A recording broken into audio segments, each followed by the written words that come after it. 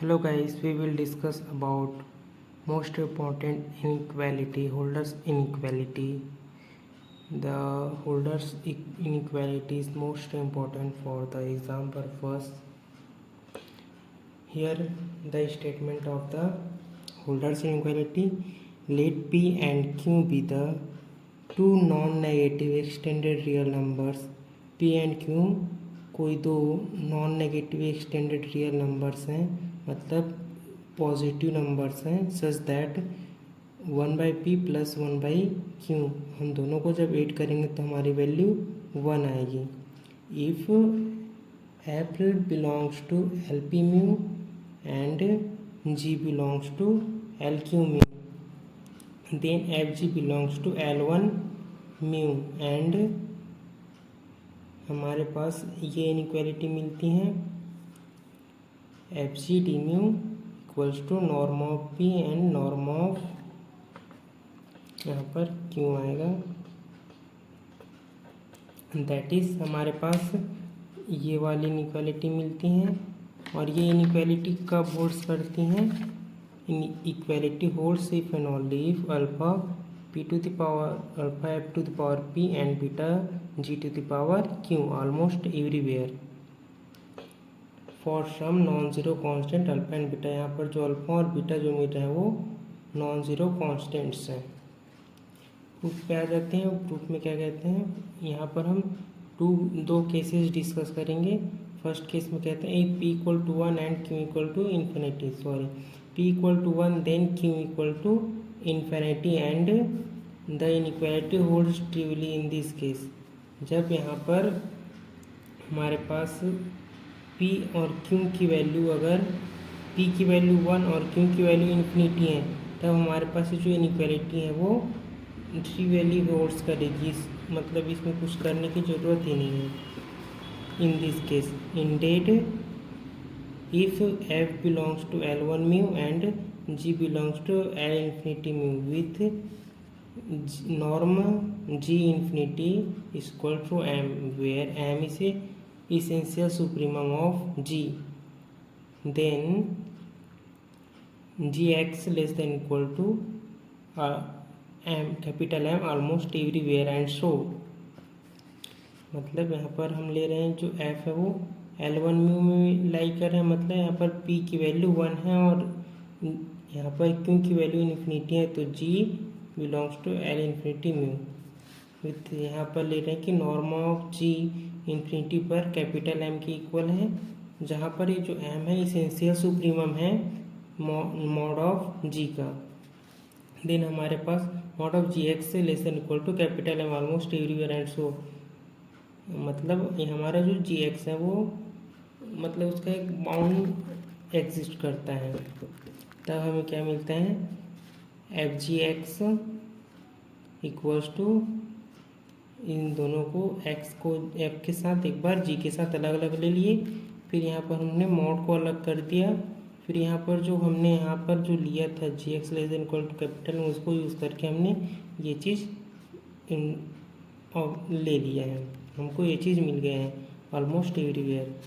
दस F G belongs to, मतलब इसका मतलब क्या पता चलता है हमको, जो एफ जी हैं ये वाले जो वैल्यू हैं ये हमारा L1 म्यू पे बिलोंग्स करता है. एंड बाय इंटीग्रेटिंग विकेट, और इस इनक्वालिटी को हम लोग जब इंटीग्रेट करेंगे तो हमको ये वाली वैल्यू मिलेगी ऑन एक्स के रिस्पेक्ट में कर रहे हैं ना, तो यहाँ पर एक्स लिए और इंटीग्रेट किए. यहाँ पर m तो कांस्टेंट है तो बाहर निकल जाएगा और ये अंदर इंटीग्रेट हो जाएगा. अब यहाँ पर ये वाली वैल्यू तो नॉर्म ऑफ f हो जाएगी और यहाँ पर p की वैल्यू 1 है तो 1 हो जाएगी. वहीं यहाँ पर जो m जो है हमारा g ऑफ x है, तो ये नॉर्म ऑफ g इन्फिनिटी हो जाएगा. Hence inequality is true. तब हम कह सकते हैं कि जो इनइक्वालिटी है वो ट्रू है. Now will discuss about case 2. Case 2 में क्या कहते हैं, यदि हमारा जो p जो है 1 और इन्फिनिटी के बीच लाई कर रहे हैं, देन q भी हमारा 1 और इन्फिनिटी के बीच लाई करेगा. The inequality is trivial. हमारा इनइक्वालिटी जो है ट्रू है यदि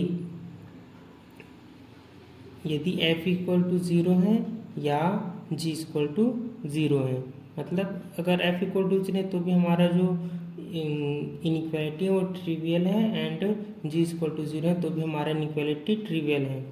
सो let assume that f is not equal to 0 almost everywhere and g is not equal to 0 almost everywhere. अब हम यहाँ पर जब जीरो होगी तो हमारा जो इनइक्वालिटी है वो ट्रिवियल है। देन हमने ले लिया है कि f एंड g जो हैं दोनों जीरो के इक्वल नहीं हैं।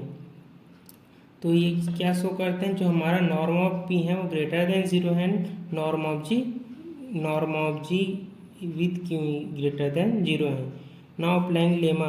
अब हम यहाँ पर एक लेमा यूज़ कर रहे हैं। जो लेमा का स्टेटमेंट कहता है, if t between 0 to 1 then a to the power t b to the power 1 minus t less than equal to t a plus 1 minus t b।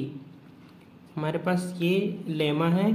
इस लेमा में हम यहाँ पर t की वैल्यू 1/p रख रहे हैं और यहाँ पर 1 माइनस टी की जगह 1/q रख रहे हैं, और यहाँ पर a की value fx upon norm of p power p रख रहे हैं, और b की value mod of g x upon norm of g q power q रख रहे हैं। जब इस चीज़ को हम रखेंगे तो यहाँ पर हम देख सकते हैं कि इसको t और 1 माइनस टी को जब हम ऐड करेंगे तो 1 plus p plus 1 upon q equals to 1 हो जाएगा। यहाँ पर टी और टी कैंसिल हो जाएगा। तो वी ऑब्टेन, तब हमें मिलते हैं, यहाँ पर हम a और b की वैल्यू रखेंगे। तो a की वैल्यू क्या है, ये है, तो यहाँ पर हमने ये वाली वैल्यू रखेंगे तब हमको ये वाली मिल जाएगी। और अब b की वैल्यू रखेंगे, ये वाली b की वैल्यू कहाँ पर है, यहाँ पर ये वाली वैल्यू रखेंगे तो हमें ये वाली चीज़ मिल जाएगी। यहाँ पर पावर कट जाएगा, यहाँ पर p है और t की वैल्यू 1/p है तो p कट जाएगा। वैसे ही 1 माइनस टी और 1/q, इसमें से मतलब इसकी वैल्यू 1/q है और यहाँ पर q अल्टरनेट तो q कट जाएगा। अब लेस देन और इक्वल टू, इधर यहाँ पर t की वैल्यू 1/p, हमने 1/p रख लिया। a की वैल्यू ये लिए हैं तो यहाँ पर हमने p को अंदर ऑपरेट कर दिए हैं। वैसे यहाँ पर 1/q एंड इसको q को अंदर ऑपरेट कर दिए हैं।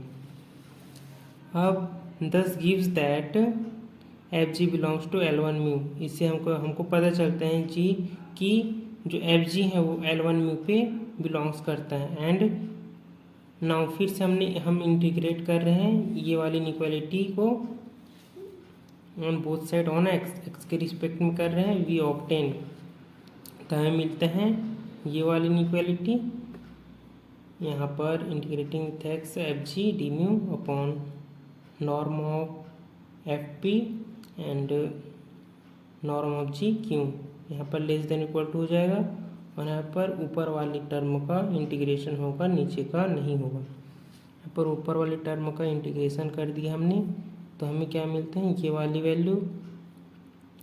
अब इस चीज़ की जो वैल्यू है यहाँ पर हो जाएगा हमारे पास ये वाली जो वैल्यू है, इसको p को अगर हटा दें, हम p को बाहर ले लें तो इसकी बस की वैल्यू नॉर्म ऑफ p होती हैं।